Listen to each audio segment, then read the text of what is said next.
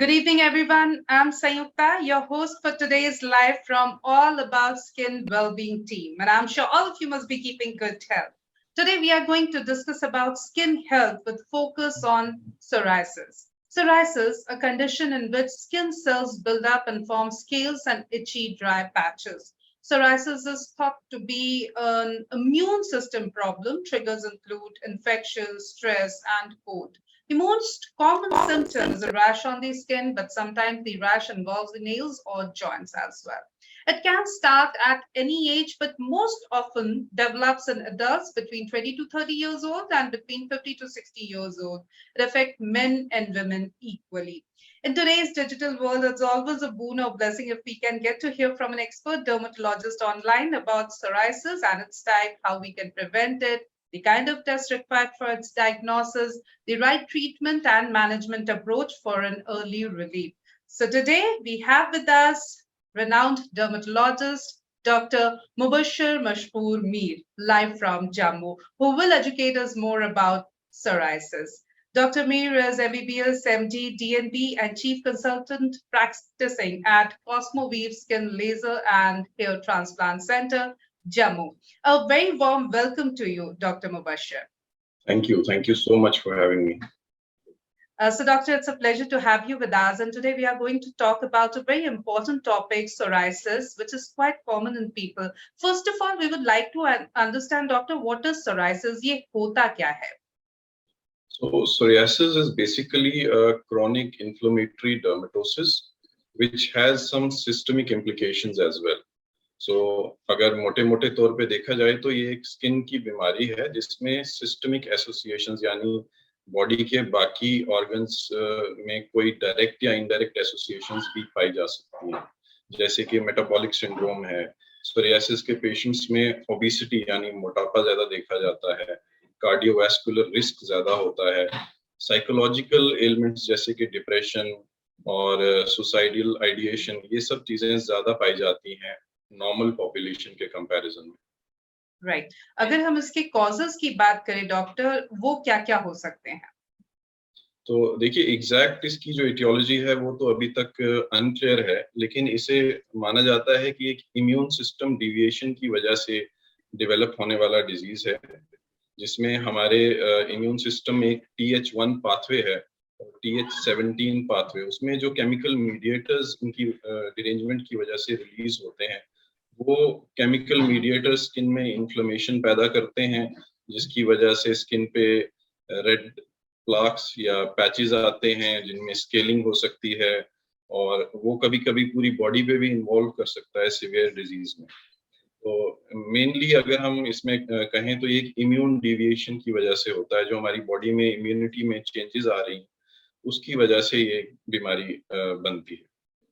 Right, इसमें triggers होते हैं बहुत सारे, जैसे कि डाइटरी फैक्टर्स हैं, स्ट्रेस है, आपका एनवायरमेंटल फैक्टर्स हैं, वो सब भी इसमें रोल प्ले करते हैं। आपकी पर्सनल हैबिट्स जैसे कि स्मोकिंग, अल्कोहलिज्म, ये सब उसे ट्रिगर कर सकती हैं, या कुछ इन्फेक्शंस जैसे सोर थ्रोट जो स्ट्रेप्टोकोकस की वजह से हो रहा है, वो भी उसे ट्रिगर कर सकता है। बट एज सच जो कॉजेशन है वो immune mediated. Okay doctor. Doctor, आमतौर पर स्किन से रिलेटेड कुछ भी अगर होता है, किसी तरह की कोई एलर्जी है, कुछ डिजीज है, तो हमें लगता है कि कहीं किसी और से हमको तो नहीं हो जाएगा। सोराइसिस में is it contagious? So it's a very good question that you asked. Psoriasis, every patient should know, and their relatives also, they should know that it is not contagious at all. It is a completely non-contagious, non-infectious disease. तो ऐसा नहीं है कि अगर आप किसी psoriasis के patient के साथ खाना शेयर कर रहे हैं, उनके यूटेंसिल्स, उनके टॉवल या उनके किसी कपड़े को शेयर कर रहे हैं, तो उससे ये फैलने वाली बीमारी नहीं है। हाँ, जेनेटिक एसोसिएशन जरूर है, जैसे कि अगर आपके पेरेंट्स में, आपके सिबलिंग्स में है, तो जेनेटिक इन्फ्लुएंस की वजह से आप में वो पाई जा सकती है कुछ परसेंटेज ऑफ पेशेंट्स में, लेकिन ये कंटेजियस बिल्कुल भी नहीं है। Right, and can psoriasis be cured completely? So, as far as the recent of today the science is concerned, the psoriasis has no definitive cure as far as the medical treatment is concerned. So, some patients, as per researches, it has been shown that around 30% patients may go into permanent remission at some point of time. but there is no medical treatment as such which can cure psoriasis. Right. But what are the treatment options available, doctor? If a patient comes to you, what's the line of treatment that you normally advise? So the goal of treatment is to control the disease, to bring it down to the minimum, so that it can be managed either with conservative measures or with minimum medication. तो इसमें goal of treatment cure नहीं है, इसमें control of the disease और minimum treatment के साथ उसे हम ट्रीट कर पाए ताकि पेशेंट की लाइफ पे उसकी डेली एक्टिविटीज में ज्यादा इफेक्ट ना हो, वो ट्रीटमेंट रहता है। इसमें फिर डिपेंड करता है कि डिजीज की सिवियरिटी क्या है। अगर डिजीज लोकलाइज्ड है, लिमिटेड है और पेशेंट की डेली एक्टिविटीज को अफेक्ट नहीं कर रहा है, तो ऐसे केसेस में यूजुअली हम टॉपिकल ट्रीटमेंट यानी लगाने वाली दवाइयों को ज्यादा प्रेफर करते हैं। और जहाँ पे डिजीज ज्यादा सिवियर है या पेशेंट की रूटीन एक्टिविटीज को, उसकी ऑक्यूपेशन को, उसके कामकाज को अफेक्ट कर रहा है, तो वहां पे हम सिस्टमिक ट्रीटमेंट हो गया या फोटोथेरेपी है, narrow band UVB light therapy या पुआ थेरेपी, और सिस्टमिक ट्रीटमेंट खाने वाली दवाइयाँ, या आजकल बायोलॉजिकल्स आए हैं जो इंजेक्टेबल, उन्हें भी यूज किया जा सकता है। राइट। आमतौर पे हमारे सोसाइटी में एक नोशन है डॉक्टर, हमें स्किन से रिलेटेड कुछ भी होता है तो हम सबसे पहले होम रेमेडीज आजमाते हैं, दादी के नुस्खे, नानी के नुस्खे, ओवर द काउंटर। आपने कहा टॉपिकल क्रीम्स का इस्तेमाल भी ट्रीटमेंट में आप लोग करते हैं, लेकिन कई बार बिना जानकारी के ही सिर्फ केमिस्ट से पूछ के हम क्रीम्स लगाने लगते हैं, और जब तक सिचुएशन आउट ऑफ कंट्रोल नहीं हो जाती या हमें लगता है कि अरे ये तो बहुत ज्यादा फैल रहा है या कंट्रोल नहीं हो रहा, बहुत ज्यादा तकलीफ हो रही है, तब हम किसी डॉक्टर के पास, किसी क्वालिफाइड डर्मेटोलॉजिस्ट के पास पहुंचते हैं। आई एम श्योर आपके पास भी कई पेशेंट्स आते होंगे जिन्होंने बहुत लंबा वक्त जाया कर दिया होता है। ये कितना डेंजरस हो सकता है? तो इसे हम बेसिकली एक तरह का क्वैकरी कह सकते हैं या सेल्फ मेडिकेशन कह सकते हैं। तो ये बहुत आम सिनेरियो है हमारी कंट्री में अनफॉर्चुनेटली। उसका रीजन ये है कि आप एक आसपास के दुकानदार से, केमिस्ट से पूछ के आपने मेडिसिन ले ली, या फिर खुद से कोई नुस्खा ट्राई कर लिया। उसमें दो तीन तरह की प्रॉब्लम्स आती हैं। एक तो अगर आपको एडिक्वेट मेडिसिन सही नहीं चल रही है तो आपका जो डिजीज है वो या तो ट्रीट नहीं होगा या फिर वो एग्जैजरबेट हो सकता है। दूसरी प्रॉब्लम आती है एडवर्स ड्रग रिएक्शंस की, यानी कोई ऐसी दवाई आप लगा रहे हैं जिसकी वजह से आपको फायदा तो नहीं हुआ लेकिन नुकसान हो गया। और तीसरी चीज आती है जो हम अक्सर अपनी क्लिनिक्स में देखते हैं कि केमिस्ट से पूछ के या खुद से मोस्टली पेशेंट्स मिक्स्ड क्रीम्स इस्तेमाल करते हैं जिसमें anti fungal, anti bacterial, steroid सब कुछ पड़ा होता है for a broader control of symptoms.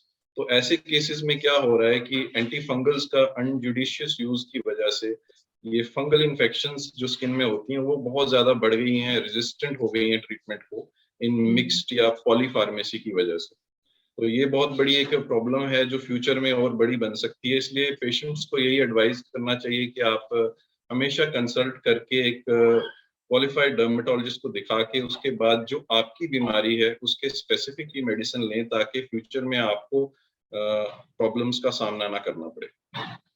Right. तो इसीलिए व्यूअर्स, अगर सोराइसिस है, जो साइंस एंड सिम्टम्स बताए हैं वो है, तो प्लीज अपने डॉक्टर से, क्वालिफाइड डर्मेटोलॉजिस्ट से संपर्क कीजिए बिना वक्त जाया किए।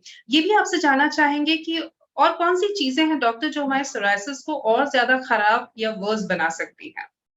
जी, सोरियासिस जैसे कि हम पहले बात कर रहे थे, इसमें बहुत सारे ट्रिगरिंग फैक्टर्स हैं या प्रेसिपिटेटिंग फैक्टर्स कह सकते हैं।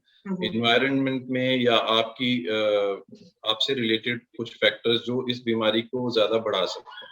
अब पहले आ जाती हैं इन्फेक्शंस। अगर आपको रिसेंटली कोई सोर थ्रोट हुआ है, कोई स्ट्रेप्टोकोकल इन्फेक्शन हुआ है, तो वो एक ट्रिगरिंग फैक्टर है। अगर कोई आदमी है जिसे HIV इन्फेक्शन है, तो वो एक ट्रिगरिंग फैक्टर है। आपकी पर्सनल हैबिट्स कैसी हैं, अगर आप स्मोक करते हैं तो वो ट्रिगर कर सकता है सोरियासिस को, अगर आप अल्कोहलिक हैं तो वो ट्रिगर कर सकता है।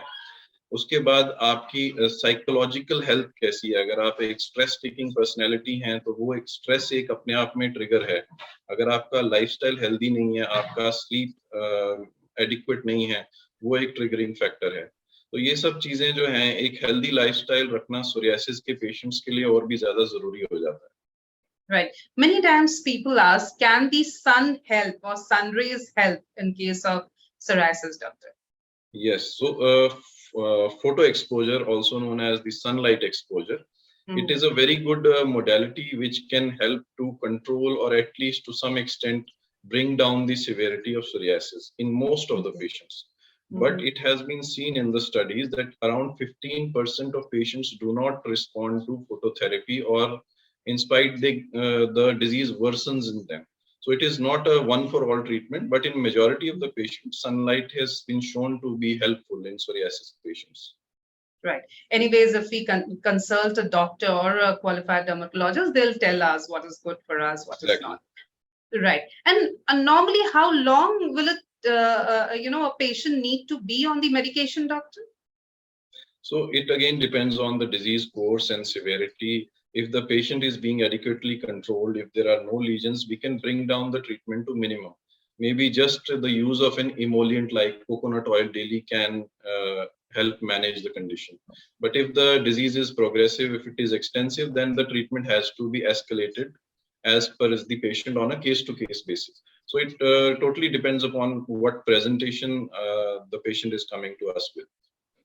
Right. We have also heard about another similar term called psoriatic arthritis, doctor. ये क्या होता है? तो psoriatic arthritis यानी arthritis जैसे नाम suggest करता है कि कुछ जोड़ों का involvement है. So arthritis basically means inflammation of the joints.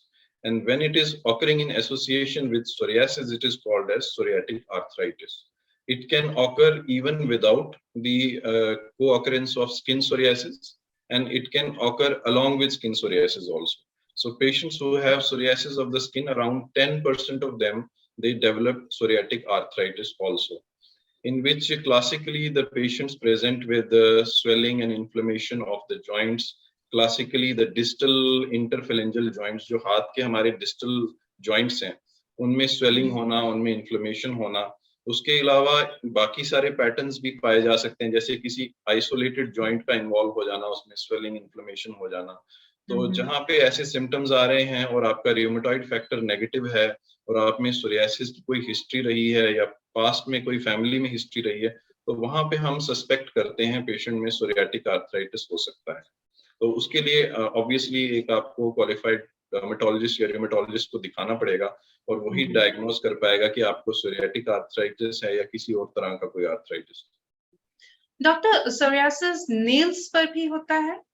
Ji, around 40% patients में सोरियासिस आपको नेल्स पे कोई ना कोई फाइंडिंग दिख सकती है.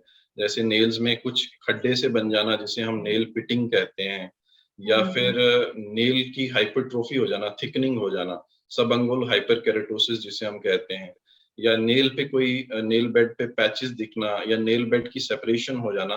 ये कुछ फाइंडिंग्स हैं जो हम डर्मेटोलॉजिस्ट कोशिश करते हैं देखने की, ताकि हम एडिक्वेटली ऐसे पेशेंट्स को जिन्हें सोरियासिस है डायग्नोज कर पाएं और उन्हें ट्रीट कर पाएं. ओके. सोराइसिस चूंकि अगेन काफी कॉमन हम बात कर रहे हैं कि है ही, कई लोगों में होता है, लेकिन ये कंटेजियस नहीं है और बहुत घबराने की जरूरत नहीं है. अगर ये है तो आपको डॉक्टर से मिलना है. ऐसे में चूंकि समय बहुत कम है डॉक्टर, तो क्या आप हमारे व्यूअर्स को कहना चाहेंगे एक तो सबसे पहले कि पहचान कैसे करें, क्योंकि कई बार हमारे स्किन में जो भी होता है वो रैशेस होते हैं, इच बहुत करता है, और एक हमारा एक नॉर्मल अगेन टेंडेंसी है कि अगर कुछ हो रहा है तो हम एक एंटी एलर्जन खा लेते हैं, हमको लगता है ये एलर्जी की वजह से इससे आराम मिल जाएगा. तो आपने कहा कि बहुत सारी चीजें ट्रिगर भी करती हैं, वो उनको हम कैसे कंट्रोल कर सकते हैं, कैसे समझे क्यों हुआ है, तो क्या करना चाहिए? देखिए, एट द आउटसेट मैं तो यही कहूंगा कि आप खुद से उसे डायग्नोज और ट्रीट करने की कोशिश ना करें, लेकिन हाँ, फिर भी आप उसे सस्पेक्ट कैसे कर सकते हैं, आपको कैसे इस बात का आइडिया हो सकता है कि आपको सोरियासिस जैसी कोई स्किन डिजीज हुई है. उसके कुछ आम लक्षण होते हैं, जैसे कि स्किन पे आपके एक deep red coloured scaly plaques आ जाना, यानी कुछ ऐसे दाने बन जाना जो डीप रेड कलर्ड हैं, जिसे हम सैल्मन कलर्ड कहते हैं. सैल्मन फिश की जो फ्लैश है उससे रिजेंबल करता है वो, और उसमें सिल्वरी वाइट स्केल्स आ जाते हैं. जैसे आप बहुत सारे पेशेंट्स हमें कहते हैं कि जब हम उन दानों पे खुजाते हैं तो कुछ वाइटिश सा स्केल्स निकलते हैं. तो वो एक बहुत क्लासिकल सिम्टम है सोरियासिस का. अक्सर ये दाने जो हैं वो एक्सटेंसरल सर्फेसिस पे ज्यादा होते हैं, यानी बाहरी जो हिस्सा है हमारी लेग्स का, जो हमारी आर्म्स का या बैक पे हो सकते हैं, या जो ट्रॉमा प्रोन साइट्स हैं जहाँ पे चोट लगने का ज्यादा खतरा है, जैसे बैक ऑफ द हैंड्स या फीट पे, ऐसी जगहों पे भी पाए जा सकते हैं. Classically, deep red scaly plaques and papules, they represent psoriasis in a typical way. बिल्कुल, बहुत अच्छी जानकारी आपने दी है और मुझे लगता है हमारे व्यूअर्स सब समझ गए हैं कि सोरायसिस क्या है, क्या उसके लक्षण हैं और होंगे तो हमें क्या करना है। Thank you so very much doctor Mubashshir, it was wonderful talking to you और बहुत अच्छी जानकारी आपने दी। Thank you so very much. Thank you. The pleasure was mine. And viewers, thank you for your for participating in this session. And to keep yourself updated, do like and follow our FB page all about skin well-being. We are also available on YouTube, Twitter, and Instagram. Thank you. Goodbye. Have a good day.